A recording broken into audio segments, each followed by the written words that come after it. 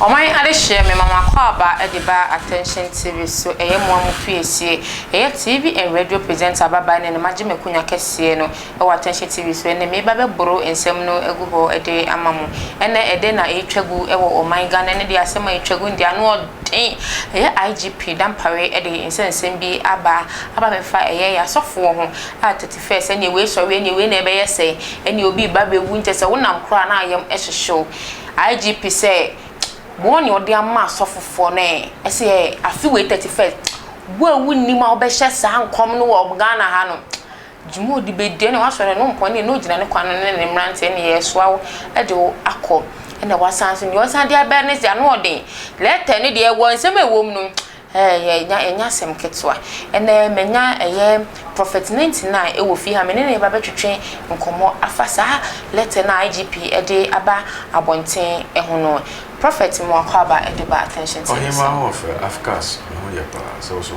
nyame adom dade me that is to us open the year ku that is the audio why soko so man no e papa e be dey ha din kutu afaso kaka na do shine na lip shine ma use na da shine na ade me yoba ko shia ge bi na be twa me kisa na lip shine fa ko nenu se ba ma poison mo azemo me jo so ba e ma e on be sere na me shira mo ma nyina fo shapa e biom nyame kam nyina mo amen ya iti oba pa o se de IGP se de me say hasemu ya IGP dia betu abonten de anu ohye oh there be anu ohye o prophet yes anu ohye anu ohye o de o simple bibisa there be normal what did he say oh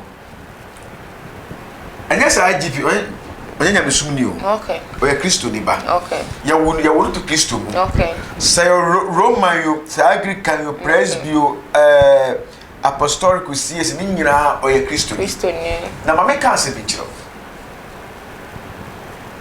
IGP oji komshe di ba okay ba kwa e fa so di share kombi no nyansa nim okay ento asom okay I say Kristo ni anas aso D4 there and the first point na yakobo yi hitase ma chose koka yedi e metima ka hitase ne besi na esi a kire wo okay yedi komona na aba no waka we are sorry ne beba no waka okay but the just the first on before paper plain sheet ne ya chiro no achocho bebre egu so we bewu we be bodam we bewu we be yes dey be enye ne come share okay don't use your brain in your school you can carry body account don't use your brain make you so nyansa fan kika kwasa sem sebi kwasa sem prophet sebi me for wa dwe kika kwasa sem sebi asem we dey yeah prophet 99 we dey no shi dey me na make am asem mahwefo ne mati 47 ngoko na kasa mame ngoko na se kasa o se ngoko se me for wa dwe kika kwasa sem but tinya ni wo mu ne dey e kisa che wan asafo etiti ngoko ne na kasa okay what you say Elijah be share kom no otiati abososofu abososom otiati okoso because now ngokwa be share the ma ngokwa be share the thing no dey adwuma this century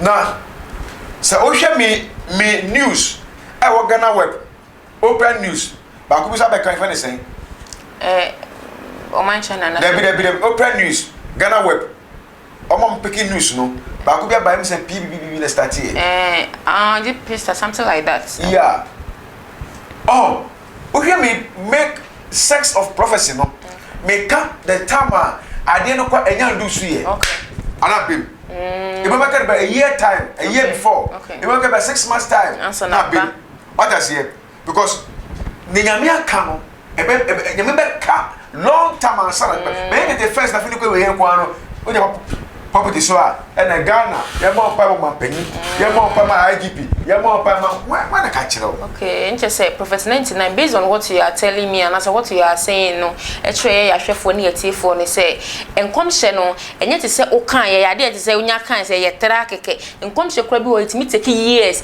itimi take bi a days answer na abem okay e wo ya fa ni say I remember 2020 wow me make prophecy our Remo Radio. Okay. About the election. Okay. So election ebe kwa fa. And I can say December 7 election no. You betu abana ewie no. Okay. Na NDC anya more sit in parliament. Oh. We the new prophecy we make here. Okay. What me ba? Okay. Oh, etino Nyankopon no na mo onye selfish. Sir. Oh, nyame nye selfish. Na Nyankopon nye selfish no. Oyi hitasema o ma hitasema sebio ebebem nyama hitasema emem oh person o kan we na we date na wa hanom. Okay. Okay, Ghana Web. Okay, yeah. 2013 election. NDC will win majority seats but not presidency. Prophet 99. Okay. Date, mom date. Okay, that was Friday 10th July 2020. Okay. 10th of July. Okay. Asana, I think Asana ene akabe 6 months. Akabe 6 months. Yeah. It can later head story no from ministry back down. Okay. Okay. The general overseer of Yahweh Yehovah Beye primary Trini de Yamenyade Yehovah Beye prime ministry. Okay, prime ministry Prophet Benjamin Osei has prophesied that for the first time in Ghana history. The first time what? Ghanaia's history. For me, for mommy, also the first time in Ghana history. That means the same as I say. You be to about Ghana now. Party no position no. Ebe for parliament. Yeah. Party na o take onwa so no. No afa konwa no. Let's say sit in the one champion. E be sada. You tell me make it prophecy. Oh, because of say 6 months or 8 months now we anymore. I think 7 months or 6 months now we anymore. You be too aba. It's me can for say about na be to no that day no and that 6 months na eba no. Say na be see. Okay, it's na nya preko pe. I said that e da chekra asem. What does here? Yeah. Because ebe mo so. Yeah. Na me ntwantro. Yeah. E dey say be na 31st nko na be ja property say na eja beto abrekuma. Eja beto Malata market. Makala agbogborosi market. Malata. That be. Okay. That be. Na me yin hita some sa. Okay. Si na me do ye dwuma 24 hours no. But man can hit some sa. Okay. Because o team erade ne so makasa. Okay. It ni IGP ye no. I'm not blame IGP man. Because IGP no can eto aso 6 mum. Okay. Am for the fear panic eto ni paso. Okay. Am ebinu di ayoro ho. Because oru ka say na me see ogbewu. The way na me see ogbewu no. O di ehu ato ni pa ne so. E ma ne so so timi gare fi ni one time. Enti ye be say o say nyame afro so odi for don't go there. Unim hita some can don't go there. Mama men for wa dwen kan kwasi asem. Sebi. Prophet sorry nko sebi. Say after 4 years there be. Me na make am asem. Me na make am asem. Me me tuwa manya me na make asem ko na kasa ma me. Me say me for wonya asem ka kwasi asem. Na ma hom na de e kasa ma. Prophet 99 e ka kire eye prophets for mo Ghana says sebi emfa madwen enka enkwase asem eni sebi insemfon eni emukonya maduani bidi na tese mo da sori am se Nyankopon se mo fa list o se mo de ya mo fa list na mabɔ ho na ba ne mo trotro bia ni eni ewe sese eni ewe beye se eni ese na ebesi na mo de fie panic atu ni panic to nam kra na odwendwen ehu wo we eku ni papa enti asofo a prophet am Ghana prophet 99 se me kan chom se eya mo hye enkom future enkom hye enya ne ne tuna be da be nya by phone say 31st momra bonten na momehye enkomisa ekom prophet 99 hu bi me ye Rev Obofour de IGP de betu dwa na o se IGP ko se waye de be yo enkomhye de on de obe de be obehye nti eye challenge na wa tro e de ama IGP ana se de nti prophet 99 e wa ha de ne me to de afam ne se eye challenge na ye Rev Obofour wato e de ama ne IGP Anna prophet. Once Obofour a person more eyes about the show. Okay. Do you understand me? You understand. You're getting you right. Nyame djuma do e bia na asofo pe viewers and say pe man listening. Ajino na also. They say that the first no then obeka. Okay. What does it? Yes. Na new all kind no say IGP so waka so wate ne ye ka wa ha no no epia nipa no ka ne ho asem office wonte ya na wate eti IGP no be yi na no ba obe monitor all the sentence no monitor you say e den asem no Obofour beka so Obofour beka say be say IGP be wu a ade kwa nchi ahomachi na na aso ne dua o kuma say wa abai waka bibio o say income share na aba na eye 47 na IGP kura de wo mu 14 Rev Obofour na kan prophet waka bibia ye na no pay ya na o de abetu dwen se ne o kan de na e ba be soa no o say IGP de say wo mu say e wo mu 14 na commission ne say ne commission ne 49 se ne o ka so ma twin book nje se o no so wa twin book saa o ne o keka koyi de Obofour no say commissioner Mako 40 say. Was it 47? Yeah, Niger Gaze, yeah. Niger Gaze said in commission de Babontin, 47. And IGP so de a woman 14. Just saying Niger Gaze and yeah, but Sonny 2. Na entro. She nikitrayem. I entro. She nikitrayem. Nyanko in 47. Na yesu kwa ba o she come dey say. Okay. Elijah kwa she come dey say. Okay. Moses she come dey say. Okay. Daniel kwa you go to jata bom kwa o she come a day say. Okay. Ayana mu aso for be to anwegwe manfo adwem mu na ma amfo dwumi we da bi mo je jimie no Aisha no she. Oh, da bi sister da bi Sabi. o mo je jimie no Sabi. na ye senya kopodin ye senya me adwuma 47 o wanyansa da bi wanyansa Me wanwan kura o wanyansa Ghana for cry is shock 47 IGP there 14 okita mic na o ya sole ya that moment na o ya sore no so bi ko wura wa so dem kwa na o ya wura wa so dem na o be wo se ya mo ko be pushu e mo ko ne ba ko boli ba ko ni mu na ato to fe ba ma madam bra ho no ma nsem no this be pie do break am no what you say but say o ba ko fa abagbi mu story say abagbi e bi abetu next year ne betu ni nie no ko fa afan say Shatawale Jona Mosquito ne betu ni nie Ekufado ne betu ni nie Alakas ne betu ni nie and stars ne ko ana say bitu o mana ma wani ko members na mugu wa so dem mo wani ko mo ho na mo na mo bro wa fresh na wo tu didi mo members ni pa bon mo hawre nya wo haw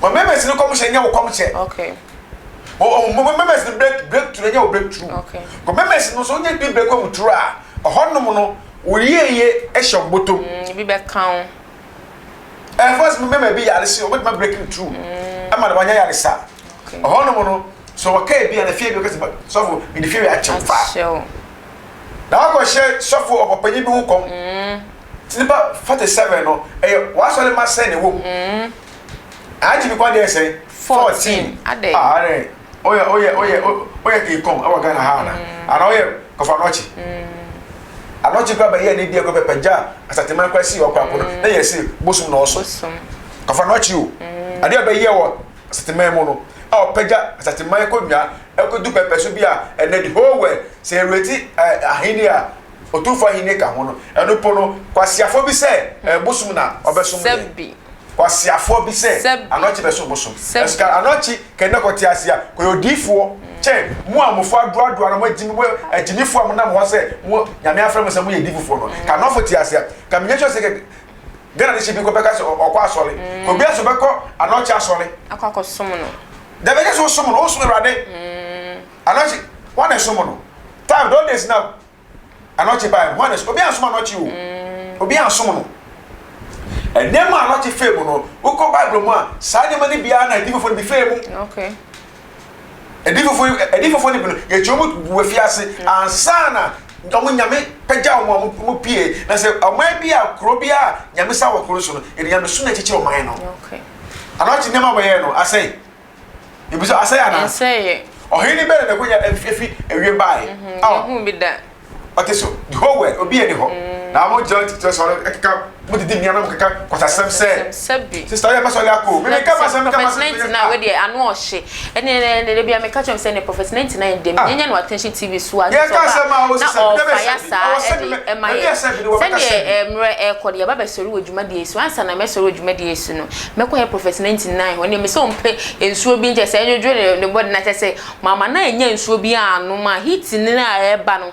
Because I'm not limited to cramp just say my yes say be wa ma me ho afọ kakra because heat no anu odin ye be koi baby ye prophet asori e wo ma ne e dia to e na message bi a o won so e de ma ye asofo so F5 ye Rev Obofour nsemi ye obeka ye ne IGP and Niger gaze so prophecy o de ababontin e se wo IGP e prophet almost 14 e wo ho na e san so won krofo fufuru ahe for 47 e wo ho no so o de atu eduano ama ye ne last was prophets. I remember we came I say Neda Bempah so Wednesday no say yeah Wednesday no and Rev Obofour invited me me call Rev Radio but omo hear the story omo hear the news am my boy me can say next year the AC this year be say next year the dollar will raise again. Okay. It's no yema ene na ho na pagifo no so no ahonchine be sa ba but eso hu de be maintain enema pressure no be ba fom. Okay. You see but abemo a me hu maka we say pagifo no ye ho adwuma but then you get the first one that the mic and no quiet no dem busy star. Okay. O ma ye say hu ni fi sister no mu. Okay. O so for okwaje bo so kwaje dru na mo wa pa butus na ko. Okay. Na omo ye serious obeka kwaje ho asem no na that should go on. Okay. Amishiramo. Amen. No come home. Amen. Next time program now yes sir, me sorry akom fi akoda. 0249 0249 05 02 78 02 024 9 05 02 78 and baako si here 0244 13 10 66 na mishramo na mekamo ho na chusu bia no for the youngest prophet 99 baako pe me da safari dedi Yehovah beye prayer ministry ano na mishramo nyina. Amen. Prophet 99 yeda was say to yensa for attention TV so na oba ye na se bi be say nsema ETC e wo oman Ghana mu e mai na ene prophet 99 se ne na wa hiti ha afa na anu odin ye ene ne sema odi etu dwane se ne IGP aye no eye IGP ko afa so atro letter e dia babonte ene book otro de ba ende enye yize no eye de nti IGP eye sa de se wo se bi asofo na omo Ghana na ache se prophet bia onom de babonte no mu de ene celebrity nkwa na mo hye nkomfa de bia mu de mu obi kata first nkwa na mutimi hye nkommunity odi se odi sa we ne ebeba abonte se 31st ne ma obi an hye sa nkom no enye prophet 99 ene IGP eye adwemeda se ese mo jembre na mo hwe e mu PSC na natili e wo attention TV so makra mo da se ne yesan ebehia.